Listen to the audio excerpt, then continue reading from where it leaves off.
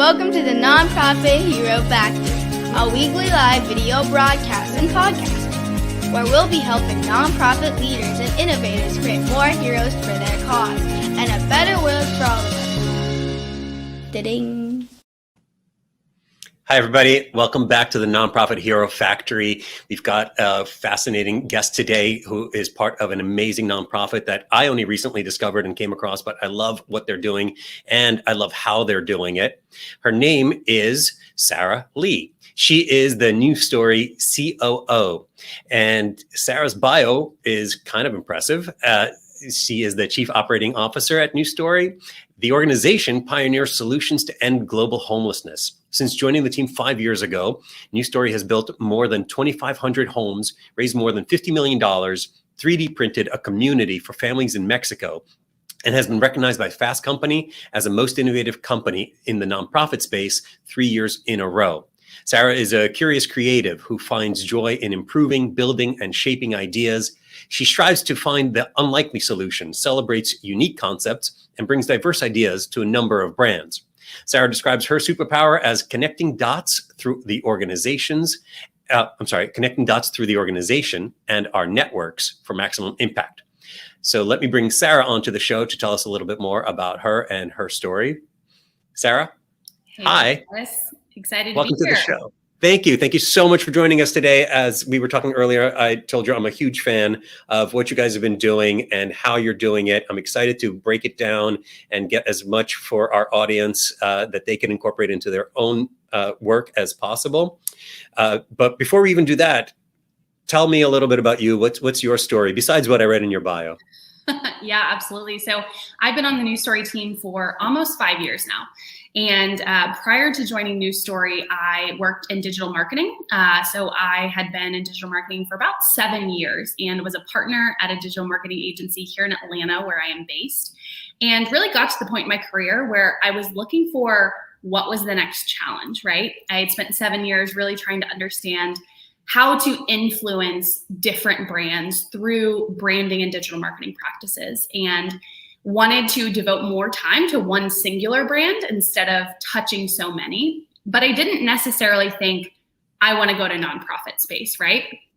I did know that I was working a lot of hours and really burnt out. And I knew that ultimately I didn't care if the shipping logistics company that I was doing digital marketing for succeeded or not. I wanted something that I felt more connected to and felt like I really would care if it existed or didn't exist. And I had followed along New Story since the beginning. I had known one of our co-founders and our CEO, Brett. We had gotten to work together just a little bit while I was at that digital marketing agency and really respected his leadership and his thought process. And so had seen New Story when it was just an idea. I saw New Story when they were accepted into Y-Combinator. And so at about 1.5 years, 2 years into the organization, I was at that same point in my career where I was looking for what was next. And I reached out to Brett, the CEO, and said, hey, would you ever hire someone in Atlanta? They were based in San Francisco at the time, and we started the conversations. And so I joined to really kind of oversee and rethink the donor experience.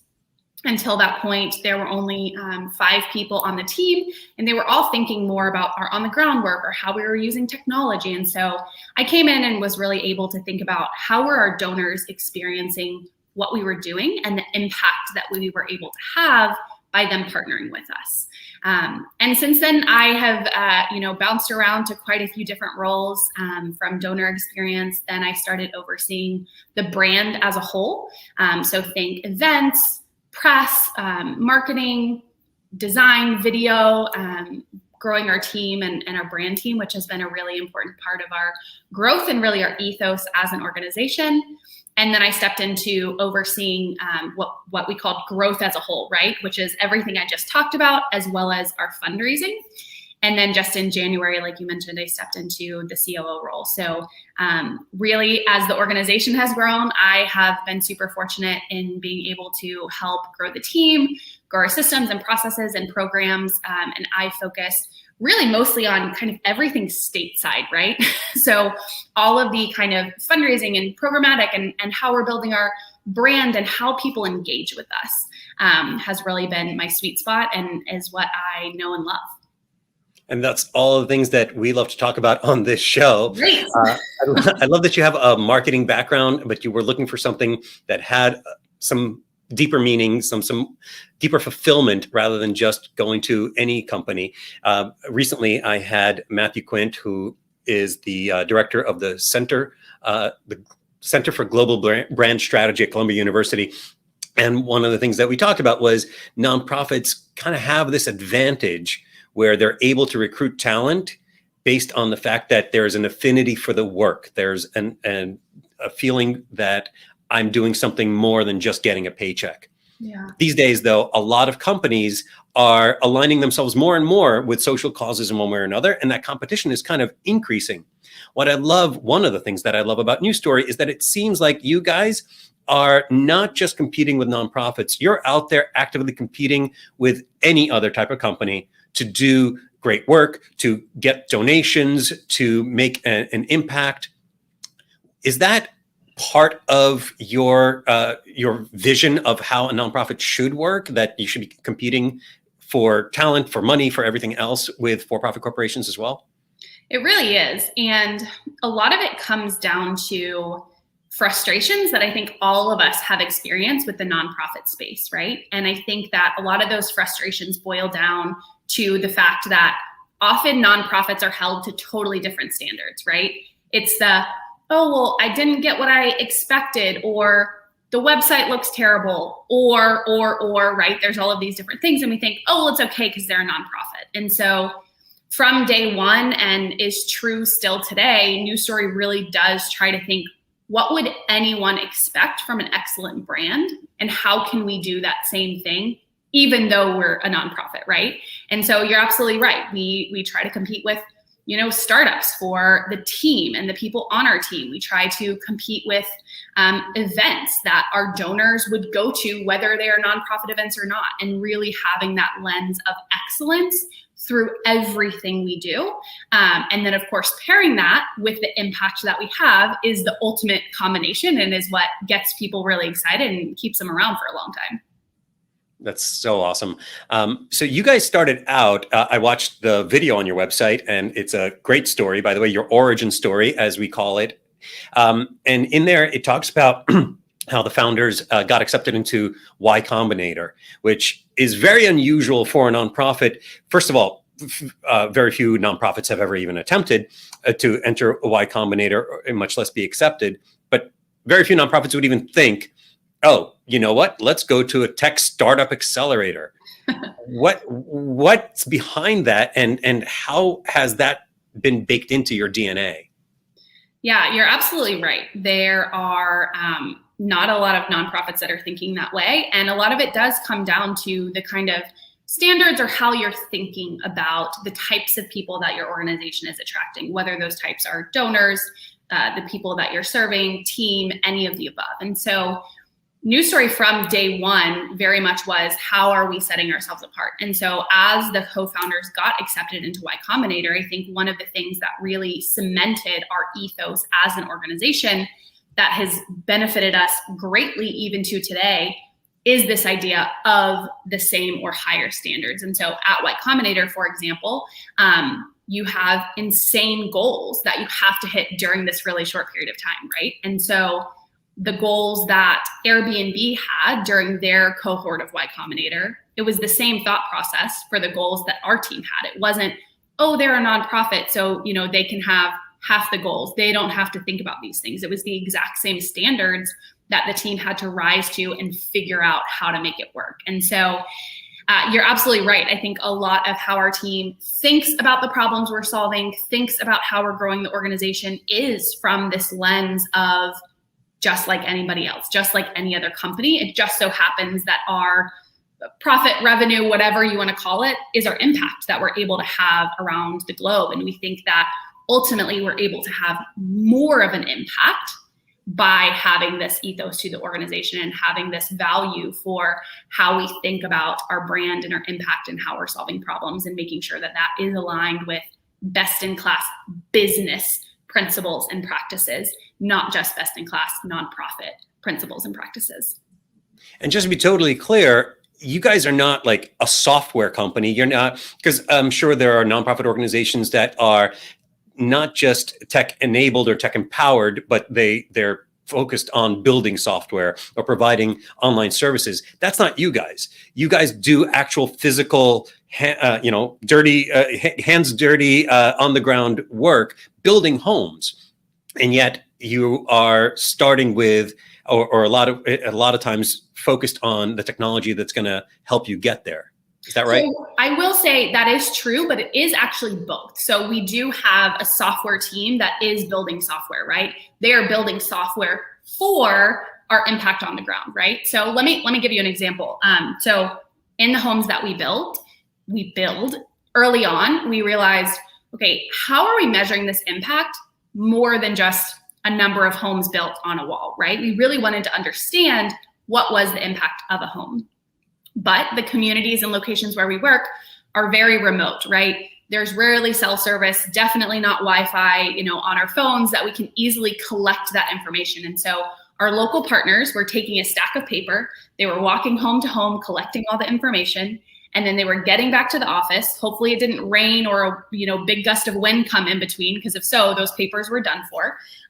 Getting back to their office, taking that information, converting it to be digital, but all of the information is in a different language, which then is being translated into English, and then we're getting it to be able to analyze it. And so our team saw this is a huge problem. It's taking a ton of time, but it's super important that we understand what is the impact, good or bad, so we can improve.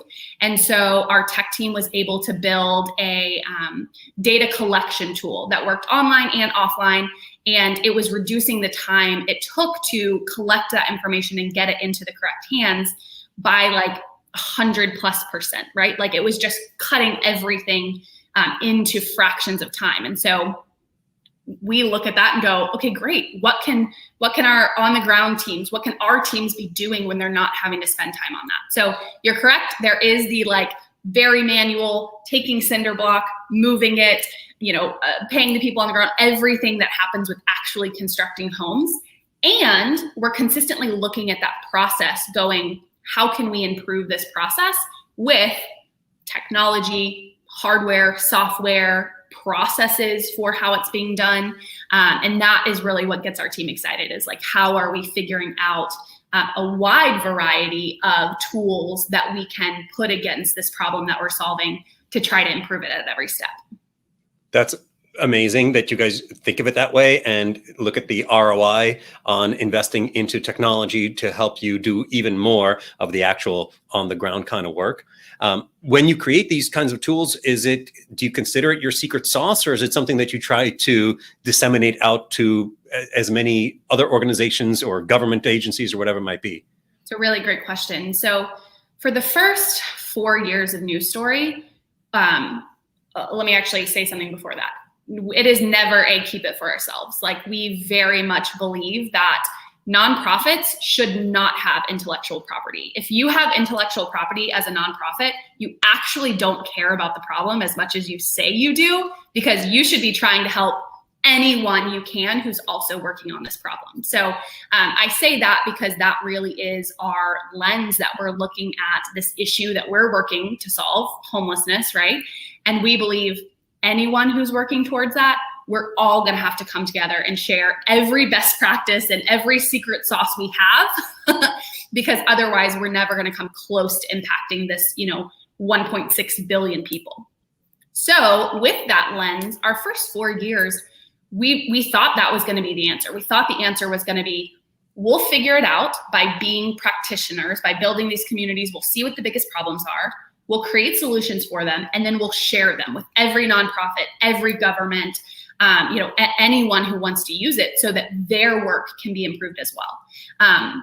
What we found was that the adoption just wasn't as simple as that, right? Everyone has their own things they're already using, processes for it. And so for somebody to come from the outside and say, hey, use this, here's why, it's pushing a boulder up a hill, right? It's really, really hard to engage in that way, especially when it's we're another nonprofit and we do this. So that does add credibility, but it can also be really challenging. And so it's still very much something that we believe in and something that we are consistently, looking for. What solutions are we using that others can use and utilize with as little friction as possible? But it's not the number one goal, like it transparently has been previously with the organization. So I would say it's a mindset, but it's not the driving force and the leading force for us. Does that make sense? Yeah, no, it absolutely makes sense. And I think that's a great way of looking at it. To be totally honest, I think that sometimes nonprofits can use IP. For example, if that becomes a great way for them to not have to constantly be soliciting donations. If they put out an online course, for example, I think it's okay to charge for that. If they have certain tools that they develop that can actually save another organization a lot of cost and time to develop, and they do have some sort of licensing agreement so that they could keep innovating and keep iterating on those tools. Personally, I think that's okay, but I see your perspective as well. I'm actually totally with you. I don't have an issue with them charging for it. I have an issue with them closing the doors to it, right? So I'm totally with you. If they have figured that out, definitely charge other people for it, right? If it's still impacting the problem. The concern is when people start saying, oh gosh, we figured out this tool allows us to build way more homes faster, allows us to do this thing with our donors that is just so amazing. And then they're saying I have to hide this from everybody else because if they find out, they'll be able to do more than us or steal our donors or whatever that looks like. So that's a great clarification because you're absolutely right. People can and should be able to charge for it and get the revenue, right? And really grow the organization in that way because that can be more sustainable for them as an organization to have that earned revenue component. Absolutely. And I'm glad we can still be friends now. So as I mentioned in your bio, you guys have been on Fast Company's 10 most innovative nonprofit organizations. Actually, I guess one time even before you, because 4 out of the 6 years that you guys have been around, including 2021. And I'm wondering how much is innovation necessity? How much is it a tool for you guys? How do you approach innovation? And how do you constantly keep innovating as an organization? Yeah, it's a good question. And it's a challenging one right now because I think that everyone loves the word innovation, right? Everyone from the most boring company you can think about to the sexiest one alive, they're all wanting to take the word innovation, stamp it on their website and say we're doing this. And we've had to ask ourselves questions around why does it matter, right? And how does it fit within our organization? And what we consistently come back to is for people trying to solve the world's biggest problems, you have to consistently be thinking about it in different ways, right? And that's ultimately what innovation is. Sometimes it's really, really sexy. You said at the beginning, 3D printing homes. That's really sexy. And sure, everyone can look at it and say, yeah, innovation. And sometimes it's small changes to processes or programs or systems that do not nearly have the same sex appeal, but they actually maybe have more impact in how those innovations are used. And so it is definitely an ethos of the organization and something that we are continually looking at. Where can we inject more innovation and what does that actually look like? But the reason for that is because we know ultimately it's going to drive more impact. It's going to allow us to impact more families, because the problem is so complex and it's so hard, right? And so it kind of goes back to that quote that I'm sure you heard around, doing the same thing and expecting different results is the definition of insanity or stupidity. Yeah, it's often attributed to Einstein. Yes, yeah. And so it's how are we continually looking at what we're doing and thinking, how can this get better? And how can we ensure that there's nothing sacred, right? I'm sure you know many nonprofits and businesses as a whole where there are things that are sacred. We'll change everything, but we won't change this. And we've really said outside of our mission and what we're trying to do, nothing else is sacred. And we're willing to reinvent and rethink about anything else that's getting us closer to that mission. I'm so glad you said that outside of your mission, right? There's this core, there's this at the heart of your mission is your heart, essentially. And that doesn't waver, but the way that it gets expressed, the way that it develops and is affecting the world can change from year to year. For example, this last year, you guys who have been innovating ways to build homes better, cheaper, faster, suddenly got recognized for doing something completely different, which was figuring out, what was it, collecting data on rent? Yeah. What was that pivot about, and how did that come out? I know you're looking at it going, Sarah, explain this to me, because you just said mission, but where does it fit in and how? So, March of 2020, we, like everyone else in the world, were looking around going, suddenly everything is different, right? All of our on the ground construction and community builds were completely paused. Couldn't be constructing in any of the countries where we were working. We were pausing, soliciting our donors during this time that was very volatile for everyone. And so pretty much our whole organization had about a week and a half, 2 weeks where we're all looking at each other going like, where do we point this, right? What are we doing during this season? And we asked ourselves the question, whenever we get out of this season, whether this season is 3 weeks like we all thought it would be in the beginning, or 3 months, or 3 years, what are we going to look back on and be really proud that we used this time for something that was meaningful and went within our mission and our team skill set, right? And so really quickly, we started, seeing and hearing reports of and making sense that we were going to be having a major issue in the States of people falling into homelessness, right? People were losing their income, families who were already very vulnerable. Now we're in a whole different category. And so we said, what if we collectively could shift our focus, since we can't focus internationally right now, and keep families in their homes, right? Pioneering solutions to end global homelessness. Part of ending global homelessness is making sure that number does not grow. And so we really quickly focused on a rent relief program.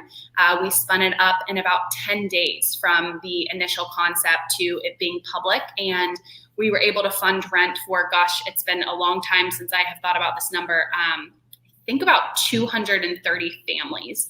We covered the rent for them for 3 months, which really was that tension point of losing their income and being able to figure out how they were going to take care of their family from there. And so during that, to qualify those families, we used our impact data tool that we were already using internationally to measure our impact. And it allowed, that's part of why we were able to spin this up and deploy it so quickly, is because we really quickly could validate families. We could validate their income pre-COVID. We could validate that they had lost that income. We could validate the size of their family and some of these other criteria that we had for the support that we were providing.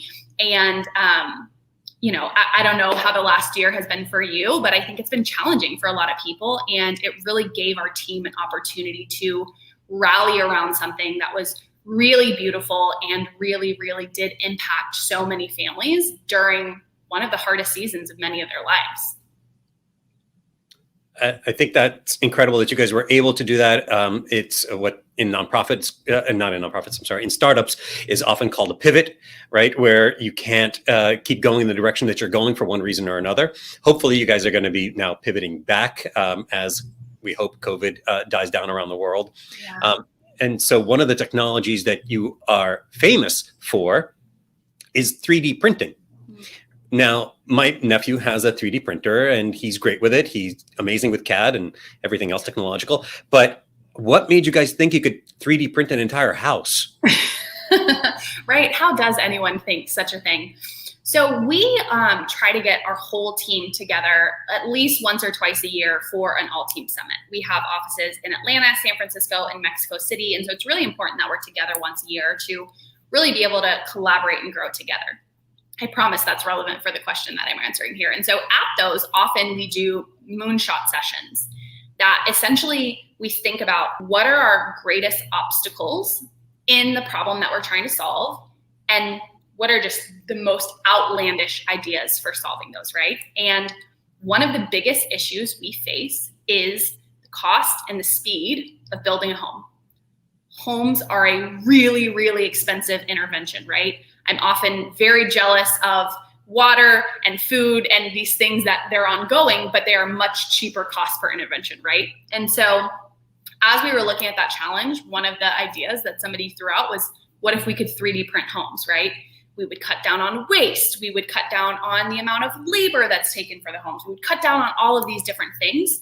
And it should be a whole lot faster, right? Because you don't have the same issues. You don't have the same complexities. And so we really liked that idea and we were all really drawn to it. And so we were like, let's just explore what it could possibly look like. And about that time, our CEO got connected with a company out of Austin, Texas, who was just an idea at that point, but they really had reason to believe that they could pull off 3D printing homes, right? And the technology behind it. And so we met with them and said, what would it look like to try to do this together, right? To try to take this technology, this innovation that could shape the world and every socioeconomic status and type of person, like homes impact everyone.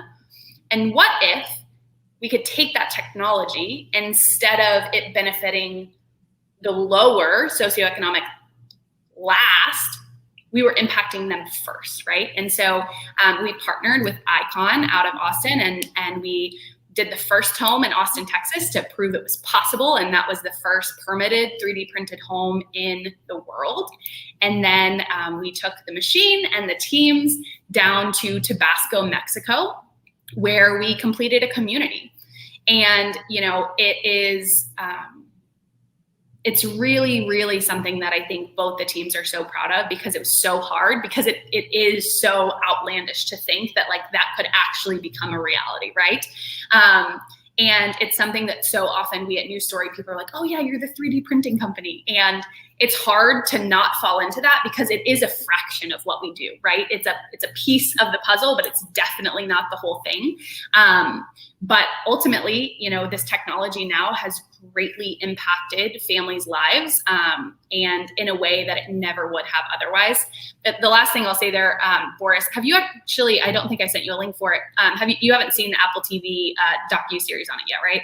No. Okay, so Apple TV actually has a series called Home, and each episode they follow a interesting home, right? So it is the most beautiful, lavish homes you could ever imagine, and they also followed the journey in this 3D printed community. And so they followed it for, about 2 years through many obstacles and, you know, many learnings, and they followed some of the families who are actually going to be moving into those homes. And so if anyone is interested, if they're having a hard time wrapping their head around what the heck does 3D printing a home even look like? How does that happen? The series is called Home, and it's the season finale of that series is New Story and Icon in this 3D printed community. So that actually dovetails perfectly into what I wanted to ask you about next, which is it almost feels like this, or it does feel like this innovation strategy is actually leading to press coverage. It's certainly getting you attention in plenty of online publications. I didn't realize that you were also featured in that series, the docuseries. Is that part of your strategy? Is that something that you guys rely on and shoot for? You know, Boris, I wish I had a better answer for you. That was like, yeah, when we started, we were like, oh, and imagine the exposure we could get, and we're going to get all these donors and all of these things. That was, I think, something we knew people would care about. But we definitely did not expect just like how much people would care about it and how much attention it would garner for us, right? And it is something that has been massive for our organization. We often say now, if we were to look back and say it was a complete failure, right? And we could never do it again, it wasn't going to work, like anything, that's not the case. But even if that was true, it still would have been worth it because of the connections we were able to make from it, from just the like inbound amazing new donors who are partnering with us in this journey. And so it absolutely has been an incredible benefit, and is how so many people, you know, I'm consistently surprised now when people are like, oh yeah, I've heard of New Story. I'm like, really? They're like, yeah, the 3D printing. I'm like, oh yes. And so yeah, it's been hugely, hugely beneficial, but was not the ultimate driver. But I will say, now we have seen how much people care about nonprofits thinking about issues differently. And it has really proven how hungry the world is for impact and innovation really coming together, right? And so I think that's a great encouragement for anyone who's watching or listening to know that it's often easy to think like, will anybody care and will it be worth it? And so, I'm sure you have experienced this in different organizations that you work with, that, people are hungry for how to utilize innovation to drive a greater impact. And ultimately, that's what they care about and that's what they want to get behind. So, yeah, absolutely. There's a constant struggle with nonprofits who are, look, I don't think it's a secret that most people consider nonprofits behind on technology, not leading the way in technology, not leading the way of innovation. And there's also this concern about, if we're spending money on that, then we're not spending money effectively on our programs right now, today. And there's just scarcity mentality, which is largely historically justified. If a nonprofit doesn't get all the donations that it needs, then it can't do the work on the ground. And if it doesn't allocate enough of its resources, then it looks bad on them. And so they get fewer donations. And it is the scary potential cycle that they are worried about falling into. Boris, I want to say, I think you're absolutely spot on. It's like such a fear as an organization. And I want to share two things that have been really helpful for New Story as we have wrestled with those same questions, right? The first one is, as we were vetting this 3D printing project, right? And we were looking at a, scope of work and what it was going to take to do this. And we're going, can we spend this money on this, right? And ultimately the question or philosophy that we used in making that decision is that it felt irresponsible not to try. And that sometimes these big risks that nonprofits are faced with, there's definitely risk. But if it works, you have a responsibility to try it, right? And of course there's balancing how risky it is and all of that kind of stuff. But ultimately, that philosophy of it feeling irresponsible not to try is what helped get us over the hump to we have to try this now. And part of the reason we were able to do that is how our organization is set up. And it is a benefit that we've had thus far in being able to invest in innovation that not all organizations have. And that is that we have 100% promise, which means when anyone donates with New Story, 100% of that either goes to homes or to our, overhead and operational expenses, which includes our innovation. And a lot of people ask me about that 100% model, right? And is it harder to fundraise? Is it easier to fundraise? How in the world do you get people to care about covering the cost of your operations? Is that a question you get often kind of in this conversation around it? All the time. Exactly. And one of the ways we've been able to make it sexy and get people excited about covering the operations is that's where the innovation lives, right? We can't have our donors who 100% of their donation is going to build a home pay for the R&D on a 3D printer, right? And so it has allowed us to attract a type of donor who is excited about those risks, and they understand that they're not all going to work. But if you invest, in the correct ones, you are going to find ones that do have an outsized impact.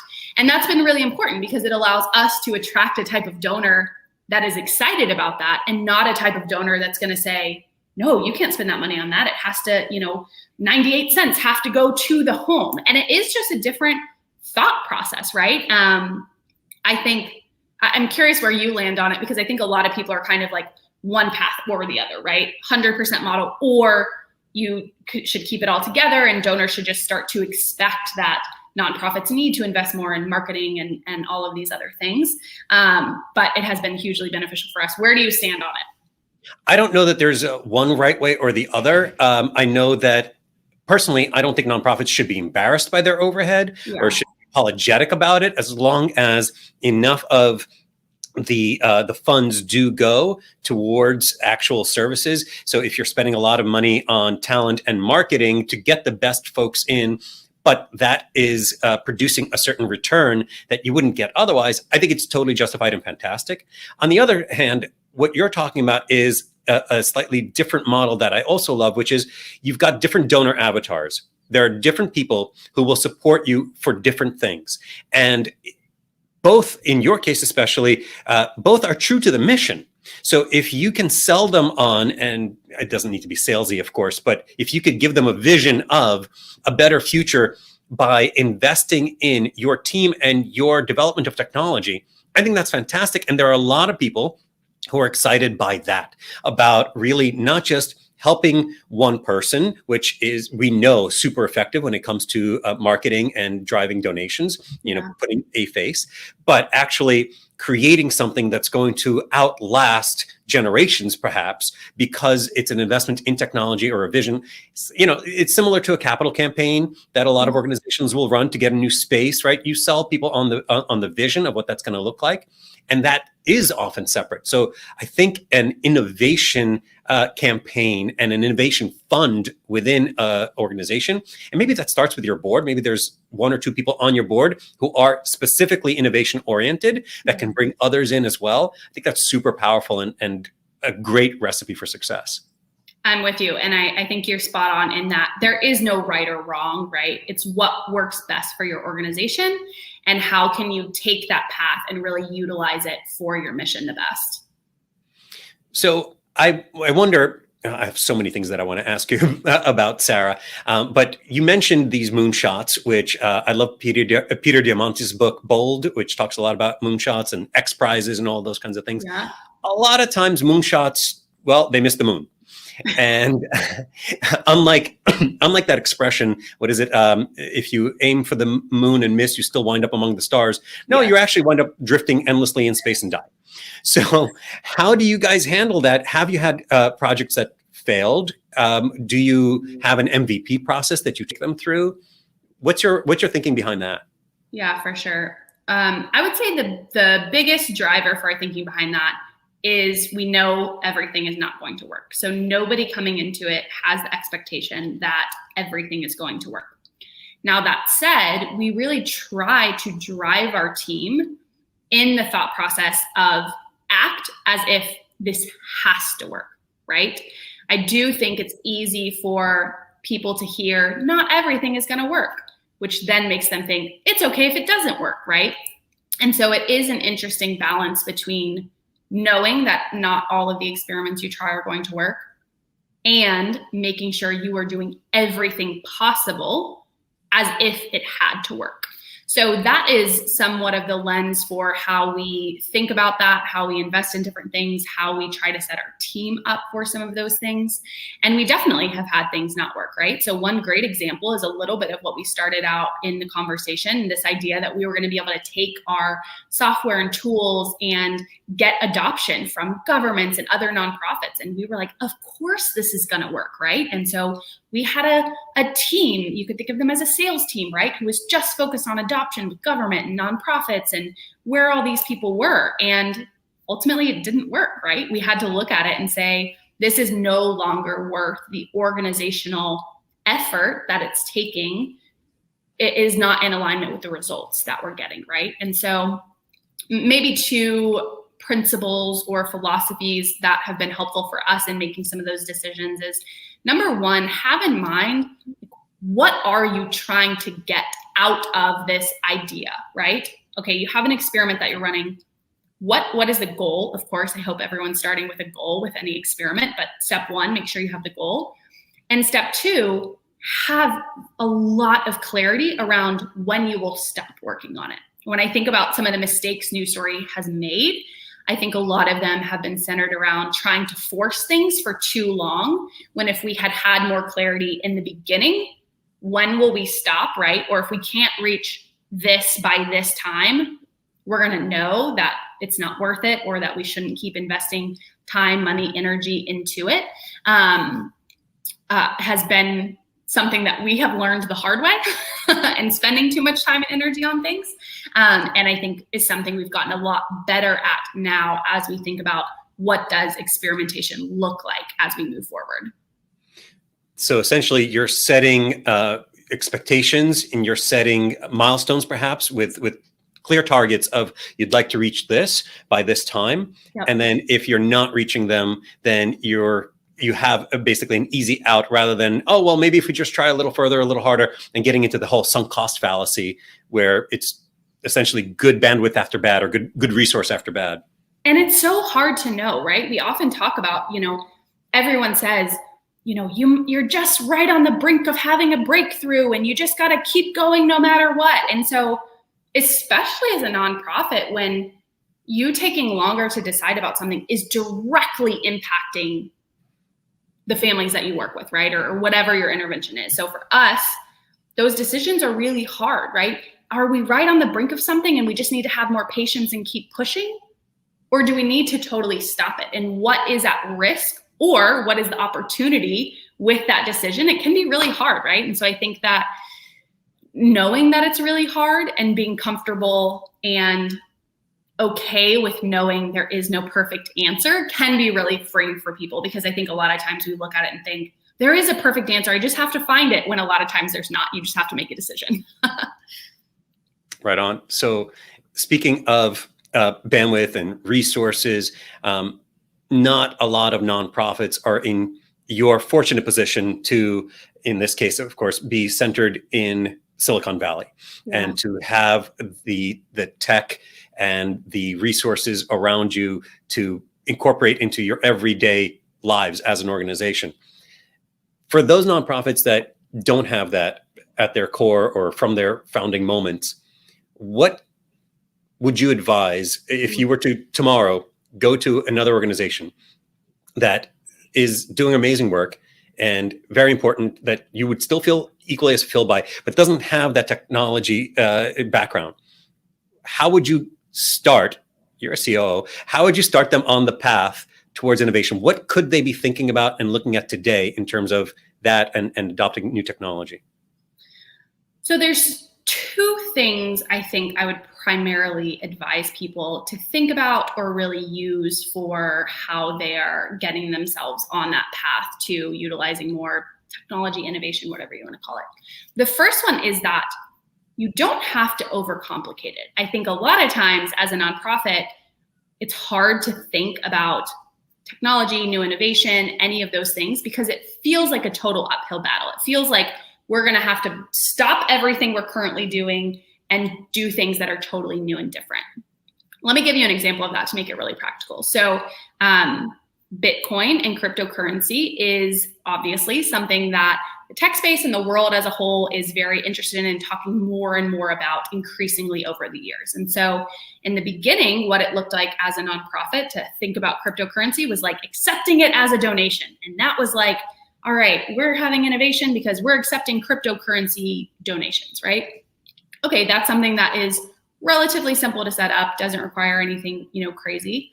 But taking that to the next level, Charity Water does a great job of this. In the last week, they unveiled this, what are they calling it? Like a Bitcoin trust, where they thought about how can we really adopt Bitcoin in drawing in new audiences in our work and think about this in a really innovative way. And so I think most of our brains, my brain goes to, okay, innovation, Bitcoin, cryptocurrency, you're going to accept the donations and then you're going to pay your vendors and then you're going to track via the blockchain at every single step of building whatever it is you're building.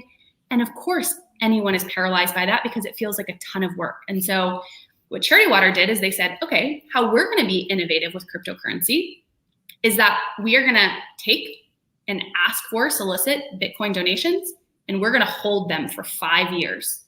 Because what does the cryptocurrency community care about? They care about that currency staying in the market, right? And so just immediately selling it is not interesting to them. And so to me, that's a great example of that didn't require a whole new team or 10 months of vetting it on the ground. They were able to quickly adopt a very innovative solution for how to use cryptocurrency in their organization in a way that was simple but very unique in the market. And so, one thing I would encourage people, the too long didn't listen summary there would be to think about things simply. Don't overcomplicate it and feel like you have to take it to the furthest element from step one. The second thing I would really encourage people to do, and I think is something that has been one of, if not the greatest asset New Story has had, and that is asking other people for help. We are the very first people to cold email somebody who should never be talking to us and saying, hey, we're a nonprofit, we're trying to do X, Y, and Z, will you give us advice, right? And that has opened the doors to some of the top CEOs, venture capitalists, private equity people that we never would have had access to otherwise and wouldn't have been on our team, right? And so utilizing other people's knowledge, I think also it both de-risks it and it takes some of the pressure off your team having to be the ones to do everything and figure everything out. I'm sure you can think of times in your career that other people's advice has actually been what's really, turned a corner for you and changed things. Oh, absolutely. And also asking someone for their advice, which I think you may have even talked about earlier in this very conversation, actually makes them feel like they're involved, makes them feel invested in it, in whatever it is that you're doing. Hopefully they already have an affinity for your mission, and may result in a whole lot more than just advice. It may result in investment, of course, connections and everything else. So I think that's a great strategy. Boris, I want to add something there. You're spot on. And what we often say is people love what they help create. So if I can cold email somebody and get them to give me advice, and then I can follow up a month later and say, hey, look, we did what you said, they are much more likely to be lifelong fans and want to continue to help you. Absolutely. So I want to be respectful of time, and this is every single second of this episode has been so helpful and so amazing. I think we could do another 5, and maybe we can have you back on, and that would be great. But for today, are there any tools or resources, and we'll share all these in the show notes, that you would recommend organizations check out to get started on their own journeys? Gosh, I'm sure there are. I will say a plug for something we did that I think will also help other people is we created a podcast last year called Founders Lab. And it really goes through the ins and outs of a lot of our founding journey in our first 5 years. And I point that not because New Story is the exemplar that everybody, should be looking at and doing exactly what we do. We've made plenty of mistakes, but in that we talk about a lot of kind of the specific resources and really practical things that have been helpful for us. So that's probably the best one-stop shop for people to get some of the advice and learnings and roadblocks and obstacles we've had along our journey. You also mentioned a few books that I personally love, actually all of them. So I want to be sure that they get plugged as well. And we will have them again in the show notes. The One Thing. Yes. Atomic Habits. And those two are not that common in the nonprofit space, that I think it'll be great for people to open up and look what those are about. But one that is popular and deserves to be even more popular is Start With Why. Simon Sinek's Start With Why. Yes. So I want to give clear plugs for those. So I always like to wrap up with, as every story should, at every chapter break anyway, have a call to action. What call to action do you have for folks that may be watching or listening to this episode? What should they do besides go listen to your podcast and check out New Story? How can they connect with you? What next step should they take? I'm going to answer that in 2 ways. The first next step I think people should take is really personal, and that is really challenging themselves for what is the bold idea that they need to push forward with their organization, right? Bold ideas attract bold people, and I think we need more bold nonprofits trying to solve these really hard problems. So that's more of the billboard I would put out there for everybody watching or listening. And then if anyone is interested in connecting, newstorycharity.org is our website, at New Story Charity on all social handles. And I love to chat with people. So if there's any places that somebody listening feels like they want to hear a little bit more or chat a little bit more about, would love for people to reach out as well. That's awesome. And we'll have some of your contact info and definitely your website on our show notes page. Sarah, thank you so much for all your time today. I'm so glad we could do this. And I love the work that you're doing and the way that you're approaching it. So thank you for making the world a better place for all of us. Listen, thank you for letting me join. Hopefully people got some valuable information here, and keep up the good work. Thank you. Thank you, everybody, for joining us today. We'll see you again really soon. So please subscribe so you get notified when there is a new episode out. And if you love this kind of content from amazing people like Sarah, please do give us a rating, give us a review, because that'll help more people discover us online. Have a great day. Thanks. Thank you all for watching and listening to the Nonprofit Hero Factory. We hope this episode has given you some ideas and strategies for creating more heroes for your cause and a better world for all of us. Please be sure sure to subscribe to this show on YouTube, Facebook, iTunes, Spotify, or your favorite podcast platform. And let us know what you think by leaving a review.